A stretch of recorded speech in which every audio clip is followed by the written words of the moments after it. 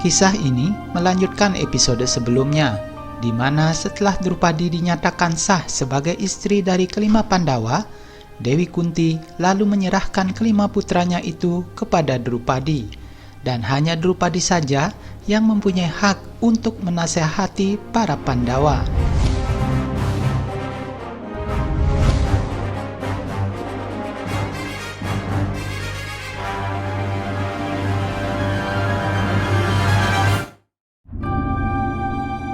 Kunti berkata, "Anakku Drupadi, tugasmu 5 kali lebih sulit daripada wanita biasa. Karena itu akan lebih pantas kalau kuserahkan putra-putraku kepadamu. Karena itulah hanya kau saja yang punya hak untuk menasehati anak-anakku itu."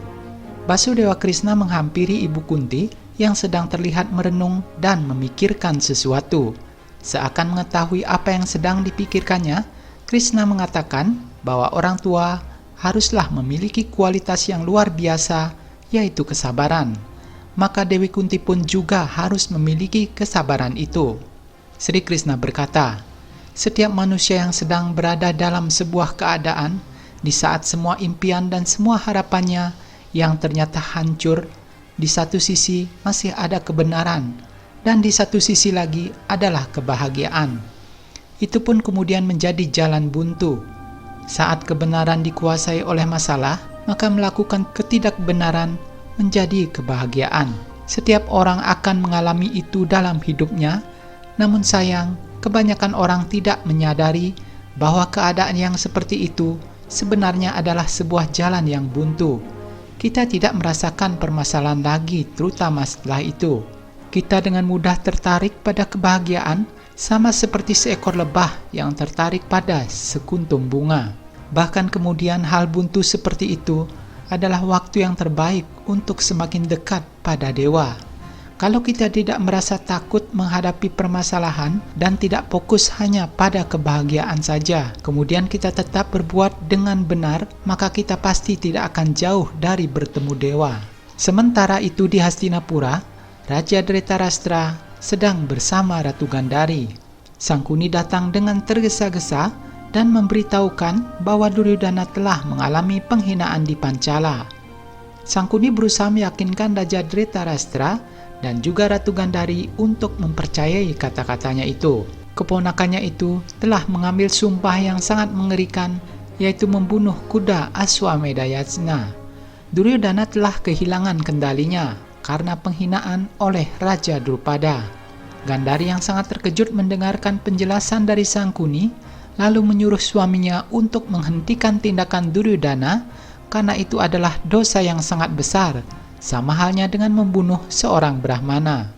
Sangkuni terus memanas-manasi Raja Dhritarashtra dengan berkata, "Itu bukanlah kesalahan dari Duryodhana yang mulia, tapi tidak menggunakan kekuatanmu di waktu yang tepat seperti saat ini adalah dosa yang terbesar."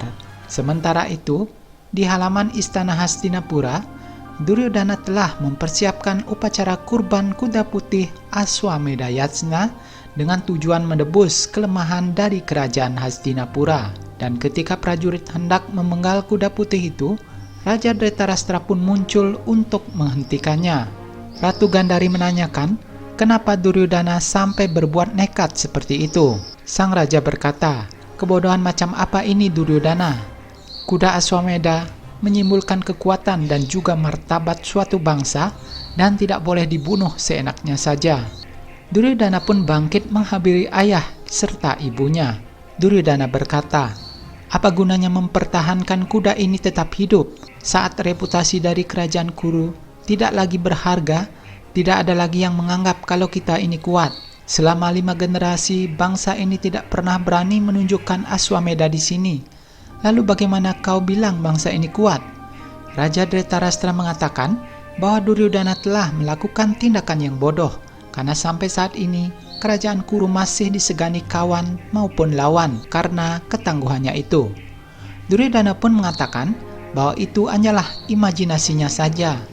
Ia menantang untuk melepaskan kuda putih tersebut, dan raja manapun yang berusaha menangkap kuda itu nanti, maka akan berhadapan dengan dirinya, dan Duryodhana siap mengalahkan raja tersebut untuk membuktikan kekuatan dari bangsa Kuru. Ratu Gandhari mengatakan bahwa tidak mungkin melakukan tindakan itu karena Raja Dhritarashtra hanyalah sebagai pelaksana raja dan pengawas untuk calon penerus kerajaannya. Jadi dia tidak memiliki hak untuk melakukan Aswamedha Yajna.